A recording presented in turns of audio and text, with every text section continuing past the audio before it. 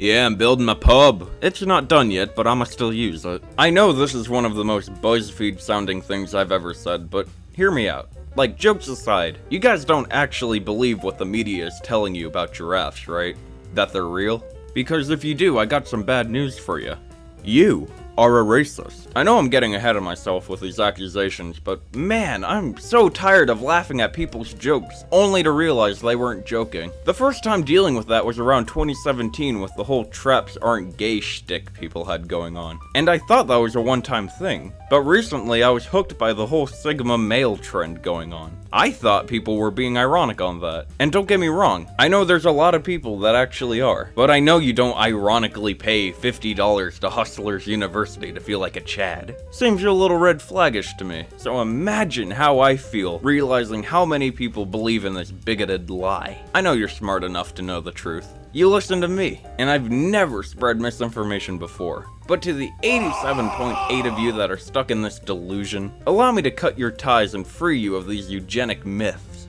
There's a billion scientific reasons why a giraffe could not biologically survive on Earth. But to summarize everything up into one reason, just look at them. There isn't the littlest bit of logic on how this creature could exist. You could look at a picture of any other living being on Earth and still be able to find the similarities between them all. But giraffes? I don't know, man. That just sounds like someone's trying to take my money. It's just that goddamn neck. You can't even get rid of it because it just makes the whole thing look even worse. And I know what you're thinking. Snorkel, what about that long-necked dinosaur from Jurassic Park? They're real, and they sorta look like giraffes. Well, here's a little fun fact about them. They're dead. All of them are dead. They are so misshapen and wrong that they couldn't keep up with the world and died out. Now tell me why a giraffe would be any different. Oh, but that can't be true. I saw one in person. No, you didn't.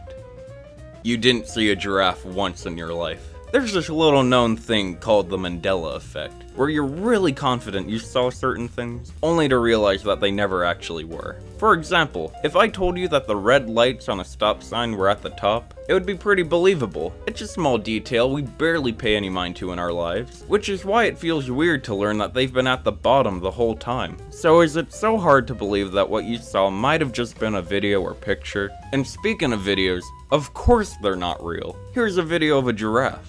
And here's a video of Crazy Frog. Difference between them is that one uses high quality CGI, and the other one was made on YouTube. So now that we debunked the giraffe myth, it's time to ask the real question. How does believing in giraffes make you a racist? Well, that boils down to the same guy who made the myth up in the first place. Jeffrey Epstein. You see, Jeffrey Epstein belonged to a very twisted group known as the Eugenic Society. It wasn't enough to be a blonde-haired, blue-eyed Aryan white guy. You also had to be a part of the elite class and societal wealth. Billionaires who made their money off of simple things like tax evasion and human trafficking. So long story short, the Eugenic Society is a little higher than neo-Nazis on the bad guy board. And obviously the world hates them for it. But do you want to know why they haven't been torn apart by the working man yet? It's because the working class is constantly fooled by their misinformation and lies.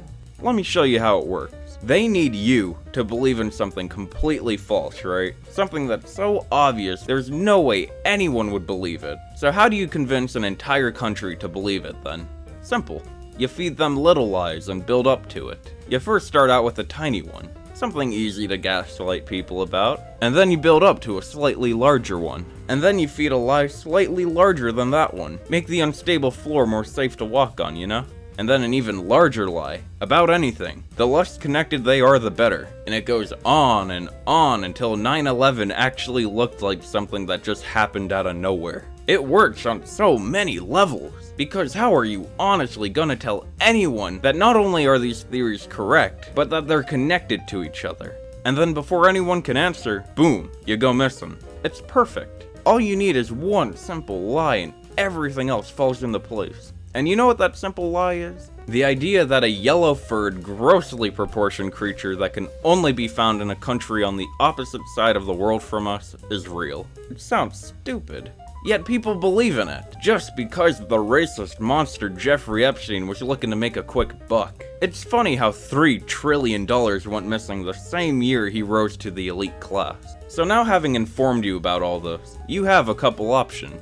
You can choose to believe in giraffes and support the eugenic ideology of Jeffrey Epstein, thus supporting his bigoted influence and making you a racist too. Or you can stand up against these lies and fight for the never-ending battle for truth.